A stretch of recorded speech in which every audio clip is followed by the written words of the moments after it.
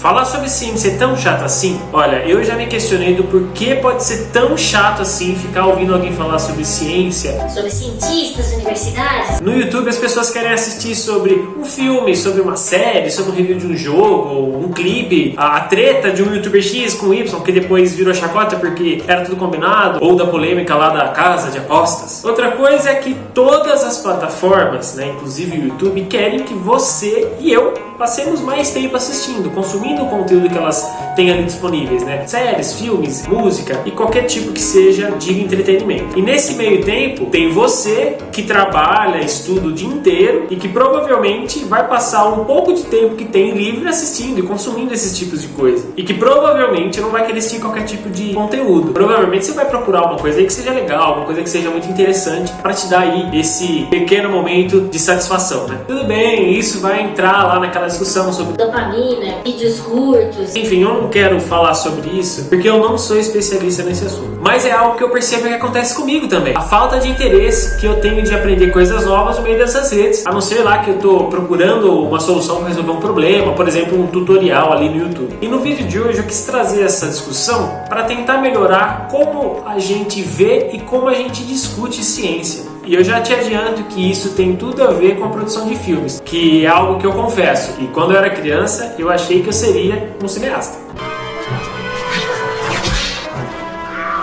A propósito, meu nome é Vinícius Aranda e eu sou engenheiro de materiais.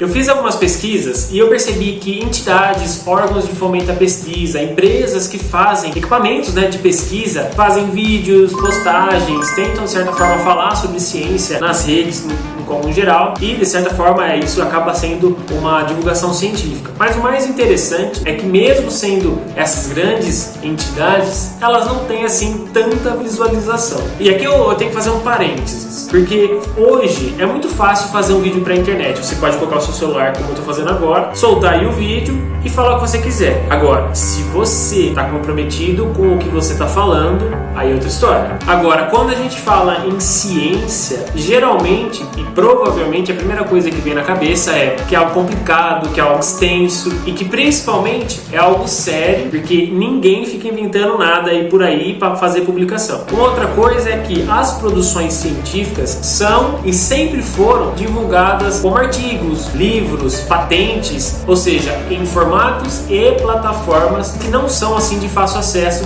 para o público em geral. Agora, só para você ter uma ideia, para se publicar um artigo hoje, né, além de você fazer o trabalho de forma correta, né, ter toda a metodologia científica a ser seguida, eu preciso escolher uma revista ou um periódico que fale sobre o tema da pesquisa que eu fiz e geralmente essas revistas são revistas de alto fator de impacto. É um índice que mede basicamente o número médio anual de citações de um artigo que foi publicado em um periódico ou revista num período de 2 anos. Depois de submeter o trabalho, ele vai passar por uma avaliação que geralmente é realizada por pares, né? São 2 especialistas na área ali que trabalham naquele assunto que você está trabalhando e eles podem sugerir aí, por exemplo, a explicação de algo a mais ou sugerir algum tipo de experimento para estar lá comprovando exatamente aquilo que você está mostrando de hipótese, e a publicação em si pode levar até alguns meses justamente por essa avaliação que é minuciosa. Mas basicamente, depois de ser aceito, né, depois de passar por essa etapa de avaliação, que pode levar alguns meses, para que a publicação realmente ocorra, você precisa pagar. E aí esse valor vai variar aí de revista para revista. Aí eu te pergunto, o que é mais fácil? Publicar uma matéria num jornal de uma cidade pequena ou publicar uma matéria num jornal que vai aí correr o mundo inteiro? O valor para publicar um artigo numa revista internacional de alto fator de impacto pode ser bem caro e pode chegar, por exemplo, $3.000 ou até mais. E depois de publicar, se você quiser acessar essa revista ou qualquer outra revista, em geral você precisa pagar, por exemplo, $40,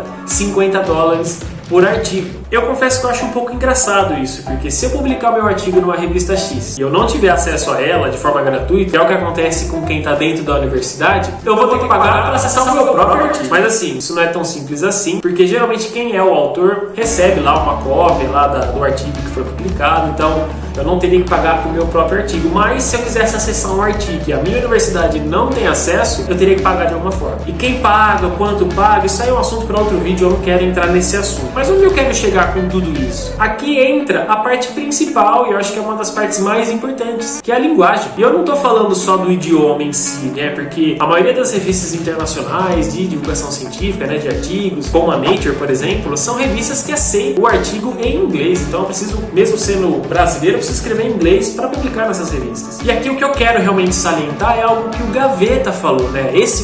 E num vídeo que ele fez há um tempo atrás, ele falou sobre o tom dos filmes. E eu acho que isso é muito legal e tem tudo a ver com o que a gente está discutindo até agora. Se o editor, o diretor quiserem algo mais sombrio, eles vão mudar o tom do filme. Eles vão mudar a cor, vão mudar o som, a música, né, a ambientação, a forma de gravar. Tudo isso interfere na narrativa do que eles querem mostrar para você. Ou seja, tudo aquilo que eles querem transmitir de emoção, eles vão alterar isso de propósito mesmo, para que eu e você tenhamos uma boa experiência e entendamos aquilo que está querendo ser falado naquele filme, aquilo que está querendo ser expressado pra gente. E dessa forma a gente pode se emocionar com o filme, a gente pode chorar, a gente pode ficar com medo, a gente pode ficar muito feliz. Isso é toda uma narrativa, é todo um controle, toda uma mudança do tom, uma mudança de linguagem.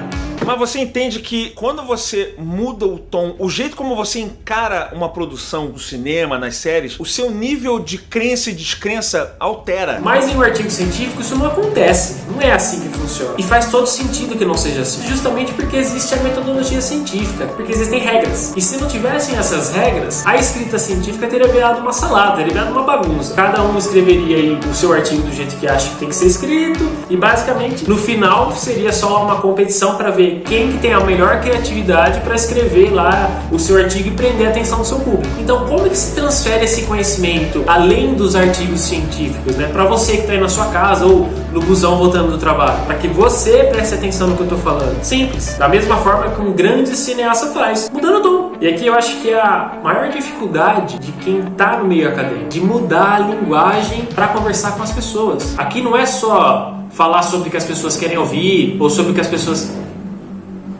Aqui não é só falar sobre o que as pessoas querem ouvir ou o que elas querem assistir, mas é também adequar a fala, adequar a linguagem, o tom com que a gente conversa com as pessoas. E aqui eu deixo a minha reflexão. Será que nós, eu incluso, que estamos no meio acadêmico, as instituições, os órgãos de fomento, as empresas que fazem aí os equipamentos, será que todos nós estamos adequando a nossa linguagem para falar sobre ciência, para fazer divulgação científica de uma forma aberta, que as pessoas, em qualquer lugar, em qualquer momento, possam ouvir isso, tenham interesse e possam entender aquilo que a gente está falando? E sem faltar com a veracidade, tá? A metodologia científica vai ajudar a gente a não faltar com a veracidade, ou seja, não deixar ali a gente ficar falando abobrinha, reinventar a roda ou falar coisas absurdas por aí. Ou seja, estudos sérios levam a resultados e conclusões sérias. Mas transformar essa informação, esse conhecimento em algo interessante é tão difícil quanto escrever um artigo ou produzir um blockbuster. Se você chegou até aqui, muito obrigado. Não esquece de curtir esse vídeo e assinar o canal, isso ajuda demais aí na divulgação do canal. Muito obrigado. Vou deixar para você duas playlists. A primeira tem um tom mais tranquilo, onde eu explico sobre como se faz pó de metal lá no Departamento de Engenharia de Materiais da UFSCar. Mas se você quiser um tom mais científico, você pode assistir essa outra playlist em que eu conversei com um monte de cientistas aqui da UFSCar e também internacionais. Muito obrigado, um beijo para você e até mais.